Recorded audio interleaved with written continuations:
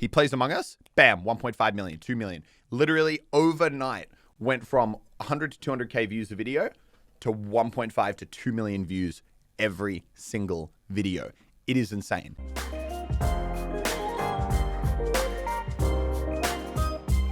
What's up, guys? Welcome back to Watchtime. This week on the podcast, we are talking Among Us and the absolute blow up that has taken over YouTube. We're talking about the social dilemma, the Netflix documentary that's taken over Netflix, and we are talking about the H3H3 Keemstar drama. Would you use the word, Elliot? Yeah. About stealing of merch designs. But first, we're going to be talking about Quibi. Quibi is reportedly for sale. But Elliot, it's just us on the podcast this week. I feel like it's been a few weeks since it's just been you and me. Yeah, I know. I've just been interviewing everyone and talking to everyone and getting everyone's backstories. I'd be really interested to know what you guys prefer, though, whether you like the chats where we're talking about current events, just me and Elliot, or if you like the ones where we have guests on the show. A combo of both. Let us know if you're watching on YouTube in the comments or the comments on Apple Podcasts, because I would be curious to know. But how's your week been, Elliot? What have you been up to? My week's been good. I've just been like absolutely smashing through streaming. Like I guess like, you know, which we're talking about later, like Among Us came out and there's been like some really good Fortnite updates recently. So I've actually been like enjoying kind of playing games for like 7-8 hour stints. Like, don't get me wrong, always love playing games, but streams is like different because you need to be hard on committed for like 6-7 hours at a time if you want to do a proper one. Yeah. So like it's a good sign when you can play for like 7 or 8 hours and you're not like clock watching, you know, you're not being like, yes, how has this only been 2 hours? I feel like I've been here forever. Living the dream. Yeah, literally. Yeah, so it's been really good. I've just been mainly streaming. Well, for those of you watching on YouTube, guys, I have a wine on the podcast this week because it's been one of those weeks. It's Wednesday when we're recording. It's a day late that the podcast is going live this week because we've had a bit of a manic few days. I was just going to say quickly, I think it's funny that like because of your time zone, it's nighttime for you, you're on the wines, and it's morning for me and I'm on the coffee. We had Fresh, who's one of the talent that I represent. He just recently, this morning, came out with a collaboration with Tecca, who is an up-and-coming rapper. So we did a merch collaboration between Fresh and Tecca to celebrate Tecca's new album that he just released, and it was so cool. Like, I love working on campaigns that are a little bit different than what we normally do, and I think it's super exciting to see more and more that intersection between like gaming and music and fashion and pop culture. And I feel like anytime we get to work on a project like that, I get super excited about it because I just see how quickly this industry is developing and the direction that it's moving in and how it's only getting bigger and more mainstream. And yeah, I love it. I feel super energized by it. But at the same time, it's been a few late nights, so a wine is in order tonight. Yeah, no, that's super cool. I think like every time, it's one of those weird things where obviously gaming is huge and it really probably shouldn't be a shock as much to people. But every time one of these like big collabs happen, I think it's just a really cool way of, you know, kind of like makes people feel a lot more like, I don't know, that gaming's legitimate. I don't know if that makes sense. Totally. But I feel like gaming's always been, or not always, it's definitely changing very rapidly now. But, you know, when a lot of like people, you know, our age were at school, if you were like playing games or playing World of Warcraft or doing something like that, like you would keep that so hush hush. Like you'd be like, oh yeah, boys, how about that footy on the weekend, hey? Like the cricket, pretty good. Like definitely didn't inside playing Call of Duty for 17 hours. Like, whereas these days, you know, people will go to school and they'll be like, oh, bro, my KD ratio, unreal right now. Absolutely slaying it. And like, and that's become way more of a thing. So I think, you know, when you see mainstream musicians like Drake and Ninja and Lil Tecca and doing this thing with Fresh, like I think that's really, really cool. It's super cool. And you know what's an interesting insight is whenever I do these collaborations or I work on more mainstream brand activations, I will oftentimes get a comment when the content goes live, and it happened 3 times this morning, where someone from the record label, someone from the merchandise company, and someone from Tecca's team, who's a father, they all messaged and they were just like, whoa, my kids just saw this and like commented how cool it is that we're doing something with Fresh. And you can tell that like for the adult the adults, for like the people organizing these collaborations, or like on the brand side, oftentimes they probably don't appreciate how big it is, and it's not until they get that like vote of confidence from their kids saying like, hey dad, that was sick, or like, hey mum, that was like a great work thing that you did. I love that, because I just feel like kids are the ones that have their finger on the pulse with everything pop culture. Yeah. So if you've got their seal of approval, you're doing something right. Yeah, and I think a lot of the time it's a blind spot for, you know, a lot of people doing marketing, because that kind of like gaming is just, it's just something that if you're not in it, it kind of is just very confusing, I think, from an outside. Like, what do you mean you watch people play video games? Just go play the video games yourself, you know? Like, a lot of people I just don't think connect on that. So I think, yeah, having kids as like a sounding board a lot of the time is actually really, really valuable. Yeah, 100%.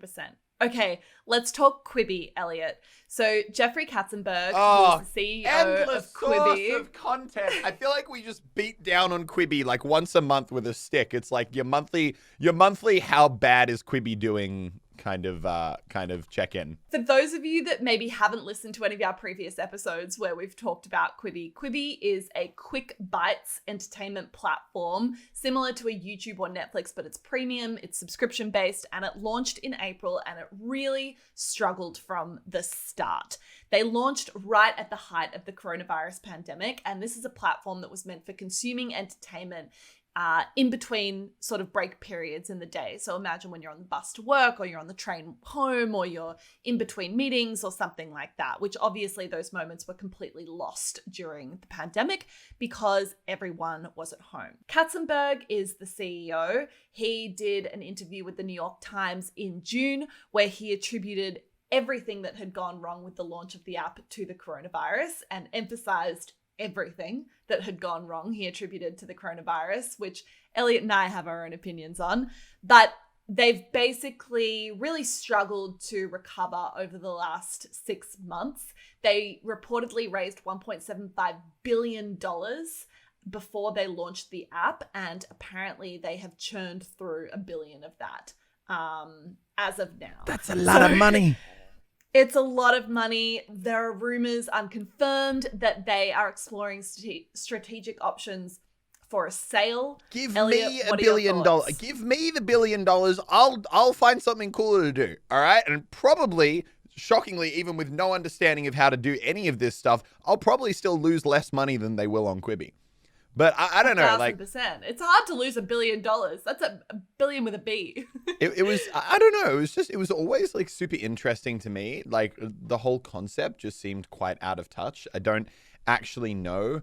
Look, don't get me wrong. I think it was a cool, interesting take. And obviously, if you want to like really get traction, and every big idea a lot of the time like sounds dumb when it first gets suggested. Do you remember, so not to get off topic, do you remember Apple, like the earbuds when they first came out? Like the wireless earbuds. And everyone was like, imagine wearing wireless earbuds. You would look like the biggest loser in the world. And like 1,000%. And for a few months, everyone was like laughing at people who wore them. I was laughing at Grace all the time.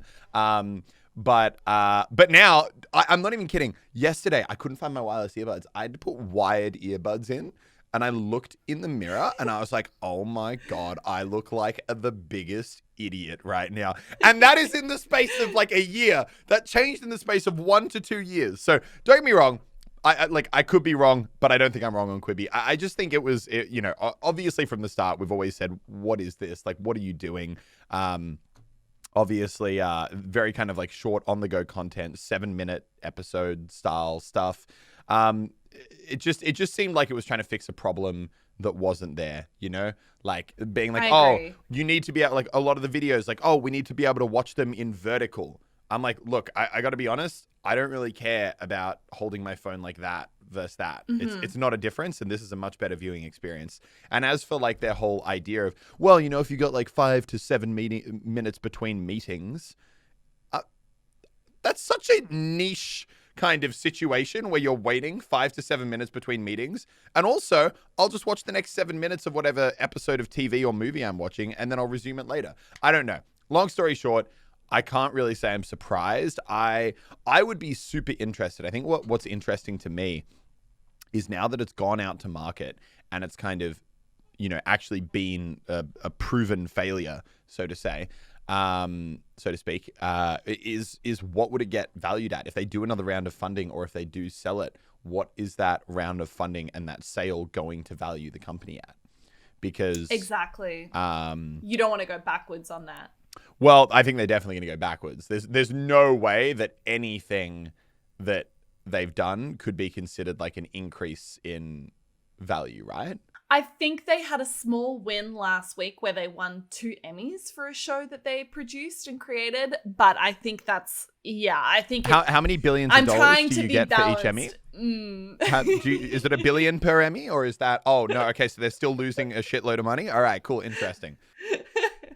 I think that's a really good way that you summed it up, Elliot. I think saying that it was trying to solve a problem that didn't exist is exactly right. For me, I think there's a number of problems that I keep coming back to. And to be honest, this segment is a reminder for me that I still haven't cancelled my subscription that I got when they were doing the 3-month free trial. And I haven't either. Paying for it. I'm doing that right now. But for me, I think there was a couple of key problems. I think, one, they were trying to produce high-end content in a short form format. And I don't know if that works. For me, it feels like they were trying to take like a YouTube content or TikTok content and make it really highly produced. And I feel like when you're trying to get through to an audience and you've only got under 10 minutes to permeate that, it requires a level of rawness. And I think that's why YouTube content does so well in that like 5 to 10 to 15 minute thing, is because immediately you're able to connect with the viewer. There is only the camera between like you and me if you're watching us on YouTube right now. Like there is no producer. We have an editor that helps, but it's just us. And you're able to hear me and Elliot have a conversation in raw form right now. I don't know if people want makeup artists and costume departments and producers and directors and honestly, $1 million budgets. I don't think people want it. And then the other issue is that it is a subscription platform, and it's a subscription platform with ads, even if you're paying for it. TikTok, obviously, and these platforms serve ads, but they're free. And I just feel like it's not able to compete with that. And I think what else is super interesting is that, at least from what I saw of the show, like a lot of them were it didn't really feel like they'd created content that was supposed to exist in 7-minute blocks. It felt like they literally made normal TV a lot of the time, like normal TV shows with like full narratives, and then they just cut them up into 7-minute episodes. Whereas like for me... Which was, I think, actually one of their strategies was like movies in short bites, but... Again, right. It's like what actually is creative about that. But exactly, yeah. then that doesn't solve the issue of it being a bite-sized bit of content, because then you want to keep watching and keep watching. You may as well be watching a full movie and just pausing it every 7 minutes when you go into your next meeting. I think for me, like what makes YouTube the like undefeated king of bite-sized 7 to 10 minute bits of content is if I've got 7 minutes, I don't want to watch 5% of an overall movie and then have to like pause it and then go into my next meeting. What I want to do is go and watch slow-mo guys blow something up in ridiculously short, like, you know, in ridiculous slow frame rate stuff. Slow-mo guys. I'm saying that there's better bite-sized content. Agree. Almost every 7 to 10 minute video that you watch on YouTube, whether you're watching something that's just like quickly explaining some really interesting concept, whether it's a Kyrgyzstan video, whether it's slow-mo guys blowing something up, whether it's your boy Muselk copping a cheeky Vic Roy in Fortnite Battle Royale. The point is, all that content is supposed to exist as a 7 to 10 minute bit of content. Ultimately, all Quibi's done is create 1 to 2 hour bits of content and then cut it up. And I mean, look, I know I'm oversimplifying it. I know it's not that bad, but I think a pretty interesting quote was from Katzenberg, the founder, where he was saying, did we get the avalanche of people that we wanted and were going out for at launch? The answer is no. It's not up to what we wanted. It's not even close to what we wanted. Like, I feel like when you're the like, you know, early on, he was fully in denial. He was like, oh, no, it's going to be fine. Like, this is all coronavirus's fault. I feel like now him saying, yeah, it's pretty bad. Like, this is a guy who's been in denial for months now. The fact that he's finally actually able to come to terms with that, I think is interesting. Yeah, I mean, I saw Mr. Beast commenting a little bit on Twitter when this news broke earlier this week, talking about how he and his manager, Reed, went to Quibi early on and were trying to pitch shows that he could do. And I mean, I think he's a perfect example of what you're talking about, where he's creating short form content that is designed to be short form content, which is still storytelling. And I think that's really interesting.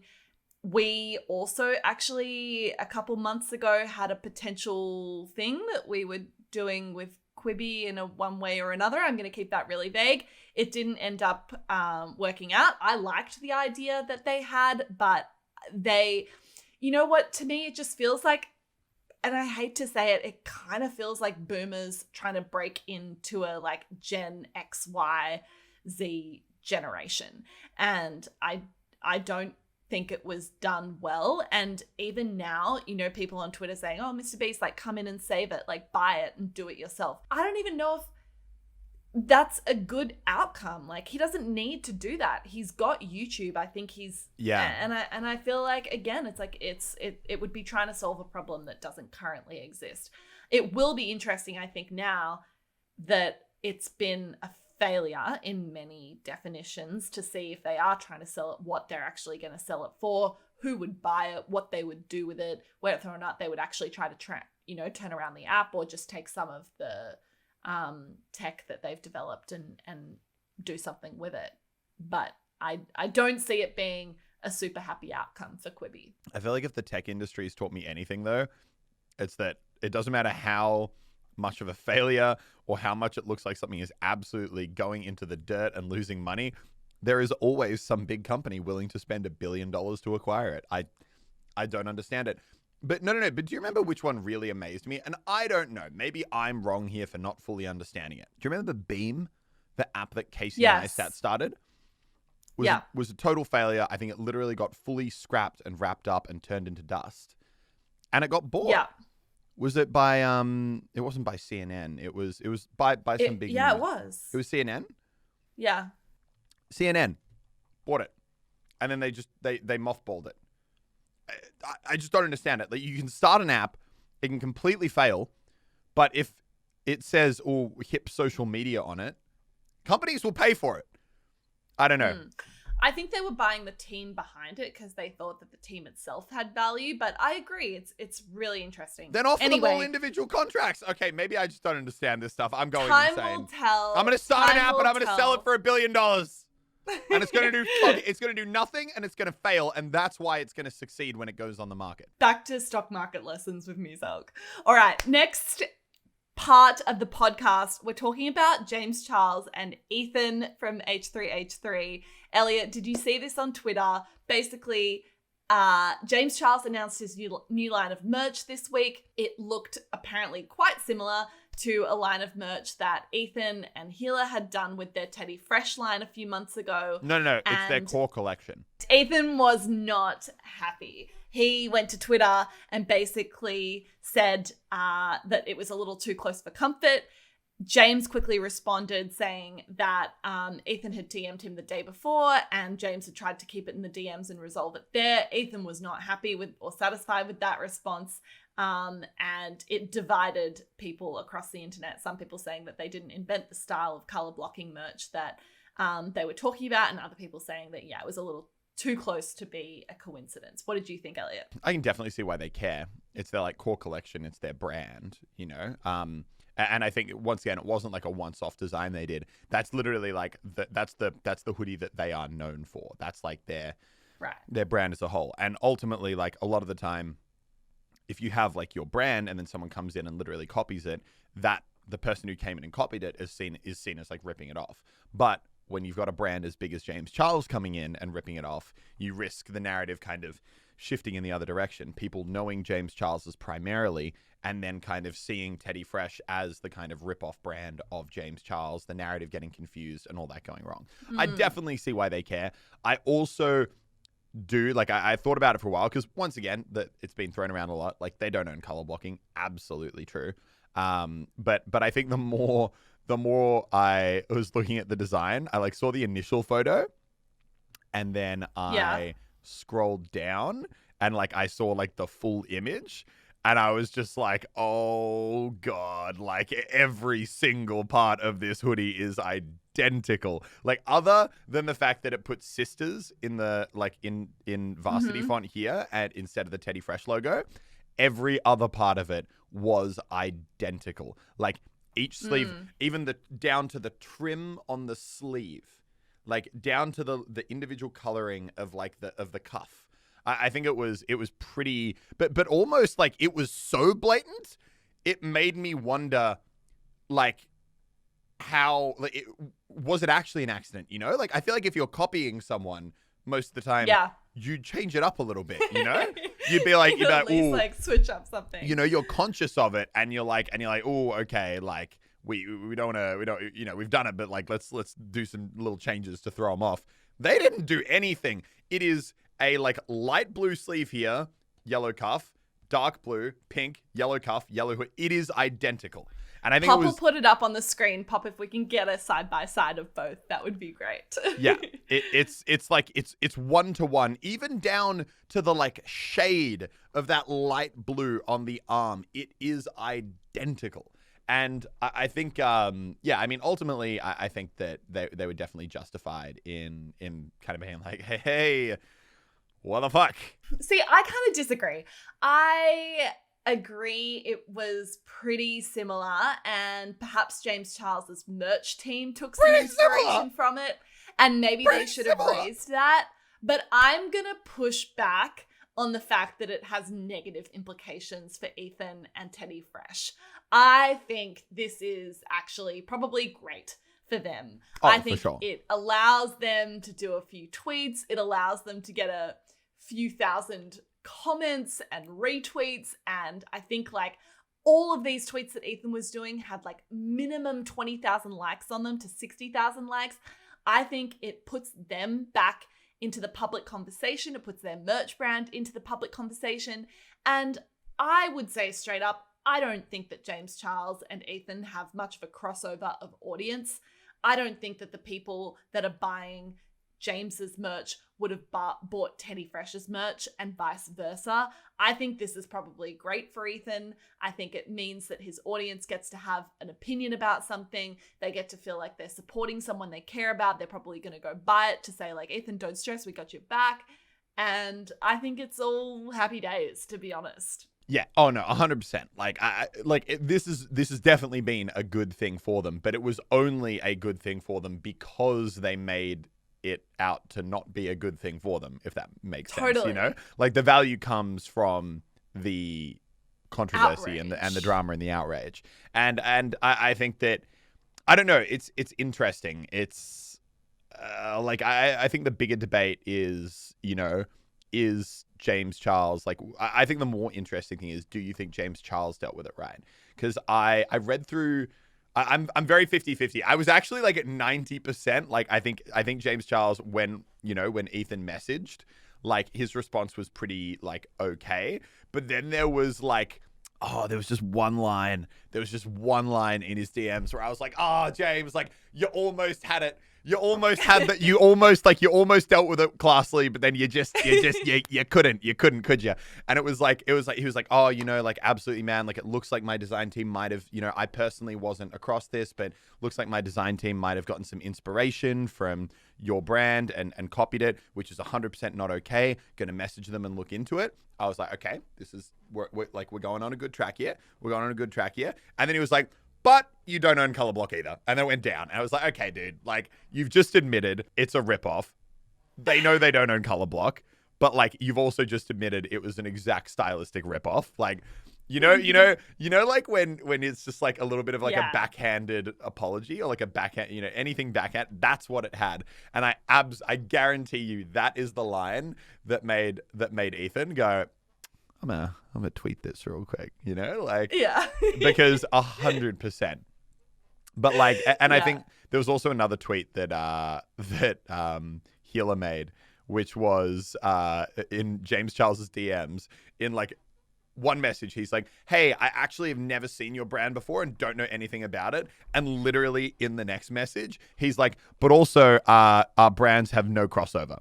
So it's like he's like, I don't know who the fuck you are. I don't know what your brand is. But then he's also like, but also we have zero brand crossover. I understand enough about our markets. No stress. Which Anyway, once again, I think this is good outcomes for everyone.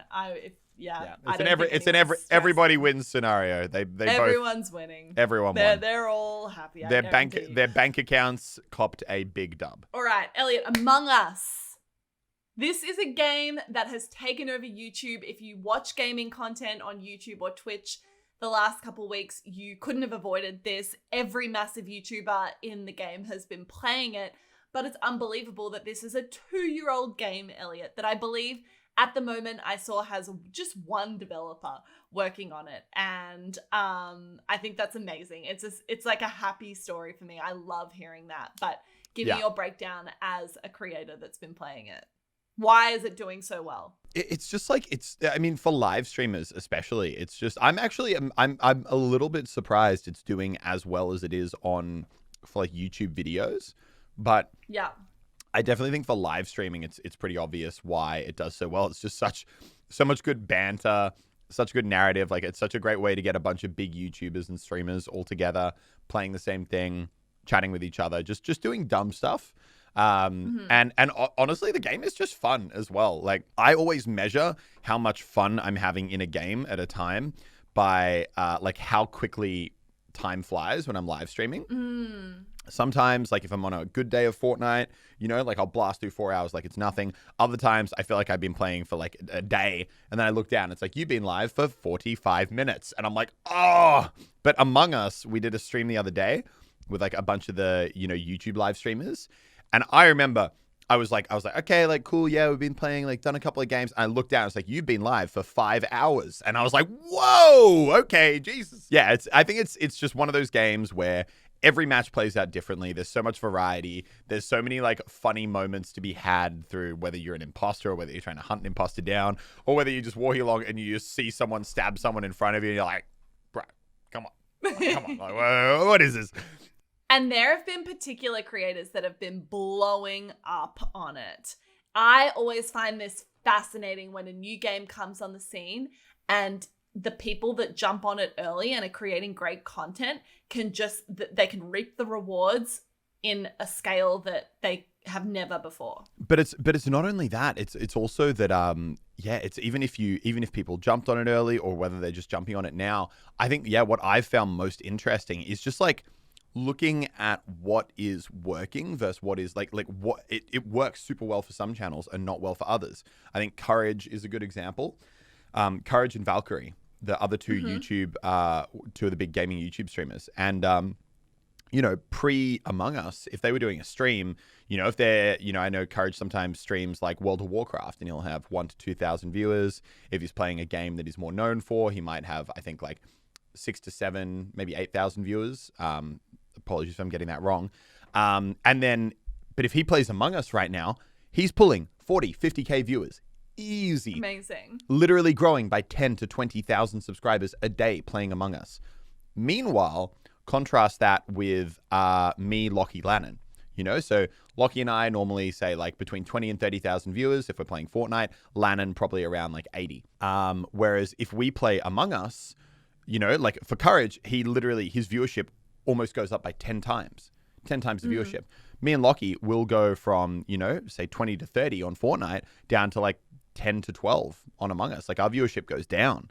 And I know Lannon's goes down a bit as well. And our YouTube videos don't do as well as Fortnite videos. But then meanwhile, contrast, to go back to the point you were saying, Mr. Fruit, who's a channel that I've known for a while. He and I've kind of like, I always like dip back in and watch his stuff. And it seems like whenever a new game comes out, he dips into it and he does really well, but then he just stops playing them after a while. I remember him and Fortnite had a similar thing. But he's gone from maybe it was like a light switch. Bananas. It was a light switch. He was on, maybe getting between 100 and 200K views a video, I think, on average in the first like 24 hours. To suddenly he plays Among Us, bam, 1.5 million, 2 million. Literally overnight went from 100 to 200K views a video to 1.5 to 2 million views every single video. It is insane. It's actually it's one of the most. I think what's interesting is a lot of the time when a new game comes out and when a smaller view channel jumps on it, what you see a lot of the time is very rapid growth. You know, they're getting 100, 200K. Then the next week they're getting 400K per video, then 7, 8 million. And, you know, it builds up. It's like, it can be a very rapid growth ramp. But what amazed me about Mr. Fruit and the Among Us content is it was literally overnight. Like it was like 200K, 2 million, just light switch immediately on. Crazy, absolutely crazy. So what would be your advice to any smaller creators when a new game comes out? Would you say like it's definitely that was what they did well? Like a Mr. Fruit, a Disguised Toast, whose channel's also completely blowing up right now off Among Us content. Do you think it's just like making sure that you're trying new things, you're not getting stuck in your ways? Yeah, I mean, I think the hard thing is when it's a game that obviously like new games are the ones that always do really well, right? They're the ones that always kind of pop off. And they're the best way to kind of like get growth on a channel is you need to find a game that's kind of like blowing up and ride that train up. But it's also super hard because everyone's playing the game, you know, like obviously like it's a lot more saturated on YouTube. I think the thing you just got to do is find ways to kind of make your content on that game, but make it differently to everyone else. So you kind of carve out your own niche or you have your own way to stand out among everyone else, because otherwise it's very easy to blend in. Yeah, I love to see good. it. I mean, it's so good. It just keeps everyone on their toes and it makes you realize that no one can ever get too comfortable. And even if you're having a tough time, like you never know what's around the corner. You really don't. 100%. Okay, on the topic of social media, Elliot, have you watched The Social Dilemma? No, I haven't. It kept I literally, when you said you wanted to talk about it today, I was like, oh, that's that thing that literally is permanently now at the top of my Netflix suggested and it won't go away.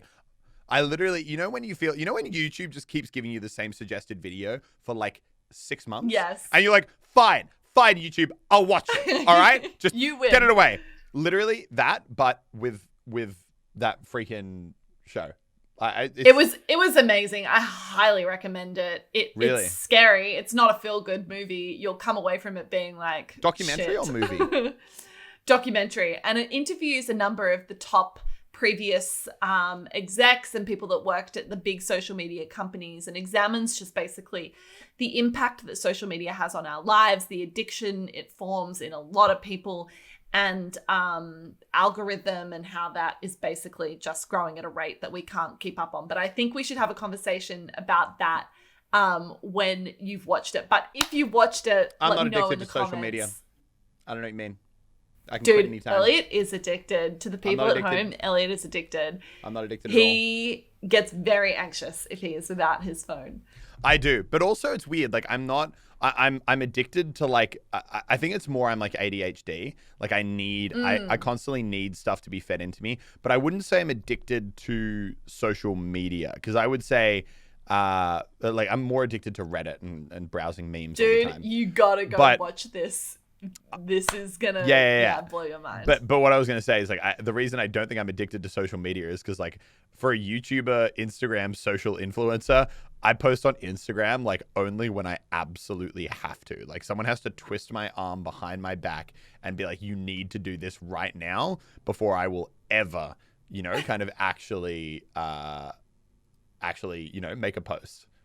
Like I'm pretty bad. All right. Well, guys, I think that about sums it up for today. Leave a comment, subscribe if you are watching on YouTube, or subscribe if you're listening on Spotify or Apple. It really helps us out and makes sure that people get to see the podcast that wouldn't have otherwise. But thank you so much for watching this week of Watchtime. We will see you guys next week. Bye-bye. Bye-bye.